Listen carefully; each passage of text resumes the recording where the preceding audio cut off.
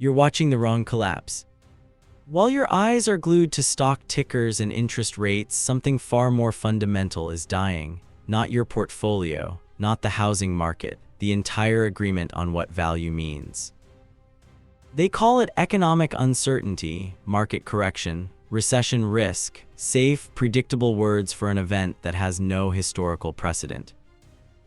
Here's what nobody's saying out loud: we're not in a cycle. We're in a species-level transformation of how human beings assign worth to anything. And every second you spend comparing this to 2008 or 1929 is a second you're preparing for the wrong emergency. By the end, you'll understand why hoarding yesterday's wealth is like stockpiling rotary phones before the internet, and why the only currency that survives what's coming isn't made of metal or code. It's something you already possess but keep treating like it's worthless. Everyone's using the same playbook. Buy gold, diversify, hold cash, wait for the bounce. Strategies built on one assumption: that crashes follow patterns, that what goes down comes back up in a shape you recognize. But consider this: every past crisis happened in worlds where human labor still held the center, where a person's time translated directly into economic value, where scarcity was physical, not algorithmic. That world ended, you just haven't noticed the body yet.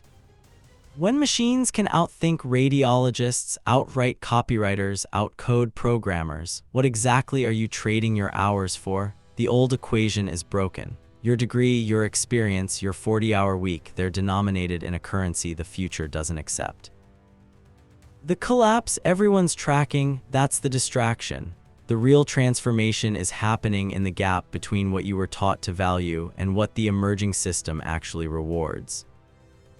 Think of it like this: imagine you're a tree in a forest. For decades, your survival strategy was simple: grow tall, reach sunlight, spread roots. Then the climate shifts, temperature spikes, rain patterns invert. The tallest trees, the ones who won the old game, die first, too specialized, too committed to conditions that no longer exist.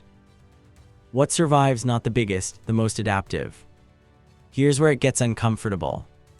Systems don't just break, they decay according to rules. Entropy always increases. Order requires constant energy input.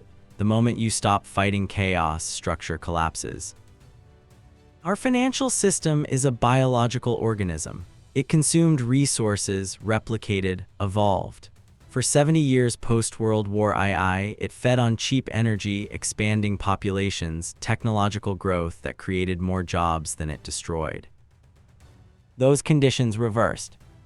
Energy costs rising, populations aging and shrinking in developed nations, AI eliminating cognitive work faster than new categories emerge. The organism is starving, and when living systems starve, they don't just get smaller, they transform. Caterpillar to chrysalis to butterfly. The caterpillar doesn't survive that process. It liquefies, breaks down completely, rebuilds from cellular chaos into something unrecognizable. You're living inside the chrysalis. Every institution telling you to stay calm and trust the process is doing caterpillar thinking, trying to preserve a form that's already dissolving. The anger you feel when your salary buys less, when your savings evaporate, when expertise becomes obsolete overnight, that's not economic anxiety. That's your nervous system detecting species-level change and having no framework to process it. Two humans stand in the same collapsing building. One grabs everything valuable: furniture, paintings, gold bars, fills his arms, his pockets, his mind with preservation. When the ceiling falls, he's buried under the weight of what he refused to let go. The other walks out carrying blueprints. This isn't a metaphor, this is the choice staring at you right now. Hoarder mentality: stockpile assets from the dying system, protect what you accumulated, pray the old rules reassert themselves. Architect mentality: study the emerging system's physics, learn its language, build tools that function in the new environment before it fully materializes. One strategy worked for 10,000 years of human history. The other is the only strategy that works during phase transitions. You know which one your gut wants to choose: the comfort of the familiar, the safety of consensus, Everyone around you hoarding the same things, so it must be smart, right? Except consensus is a lagging indicator. By the time everyone agrees on the threat has already moved. Devin, 41, financial analyst, married 9 years, 2 kids aged 6 and 4. Salary, $4,850 per month. Lives in suburban 3-bedroom house, mortgage $2,100. Woke up at 4:51 every morning, jaw clenched, grabbed laptop, checked portfolio, down 18% year-over-year despite smart diversification. Spreadsheet showed retirement projections assumed 7% annual growth. Reality, negative returns, inflation eating everything. Thursday, November 2nd, 9:27 p.m. Wife asked, "Should we pull the kids from private lessons?" Devin thought, "We saved for 15 years for security, now choosing between their future and ours." Closed laptop, stared at wall. One thought circled, 41 years old, did everything right, somehow still losing. He made a decision that felt insane. Stopped optimizing his portfolio. Started building skills in AI, prompt engineering, no-code automation, digital community management, fields that didn't exist when he got his finance degree. Week 1 felt like betraying everything he studied, portfolio untouched. Spent evenings learning tools his colleagues mocked as toys. Day 19 automated 3 hours of his daily work using AI, didn't tell boss. Used freed time to take contract gigs in automation consulting. Month 4 side income hit $1,850. First month it exceeded his investment returns. Month 11 contract offers averaging $3,200 monthly. Not replacing his job, replacing his dependence on systems outside his control. Coworker on Tuesday, "You seem weirdly calm lately. Portfolio's down for everyone."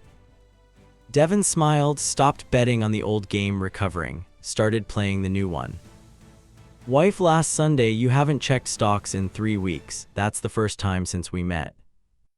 Devin didn't get rich, became someone whose value isn't denominated in dying currencies. Right now, you're optimizing for the wrong metric. Net worth, retirement accounts, property equity, all measurements that assume tomorrow's system values what today's system values. Fatal assumption. Here's the protocol that survives phase transitions. Day 17, inventory of adaptive capacity. List every skill you possess that didn't exist 20 years ago, not credentials, actual capabilities. Can you train AI, build automated workflows, create synthetic media, manage decentralized communities? That list reveals your real wealth. Everything else is legacy baggage. Day 8:30, asymmetric skill acquisition. Pick one emerging capability, spend 1 hour daily building it, not learning about it, doing it. Build something that ships, an AI tool, an automation, a digital product. 30 days, 30 artifacts of proof you can function in the emerging environment. Day 3190, revenue outside the grid. Use that capability to generate income independent of traditional employment. Freelance gig, consulting, product sale, doesn't matter if it's $200 or $2,000. What matters, you proved you can create value the new system recognizes. Most people skip straight to, "What should I invest in?" Wrong question. The right question, what can I build that remains valuable when all current value metrics collapse? The collapse isn't coming, it's here, unfolding in slow motion while everyone argues about whether it's starting. Open your bank app right now. Look at that number. Now ask, if every system that created that number stopped existing tomorrow, your job, your investments, your credentials, what could you create from nothing? That answer is your real net worth. In the next 72 hours, you're going to do one thing that builds adaptive capacity. Identify one task you do manually that AI or automation could handle. Don't overthink it. Email responses, data entry, research, content formatting. Learn the tool that automates it. Free tools exist for almost everything. Ship the automation, use it, free up that time. That's not productivity advice, that's survival training. The future doesn't reward people who protected the past. It rewards people who learned the new language while everyone else was still arguing about grammar in the dead tongue. Your adaptive capacity activates today, not when things get worse, not when you feel ready. Today. Common architect mode if you built one piece of adaptive capacity today and felt the shift. If you're the type who refuses to die clinging to a world that's already gone, the video on screen shows you how to read the actual signals of systemic transformation everyone else is missing. Like this video, share it with someone still hoarding yesterday's wealth, wondering why it keeps evaporating. Subscribe because every week I decode the phase transition while it's happening, not after everyone agrees it happened. And drop in the comments what's one skill you're building that didn't exist when you started your career. Let's adapt together.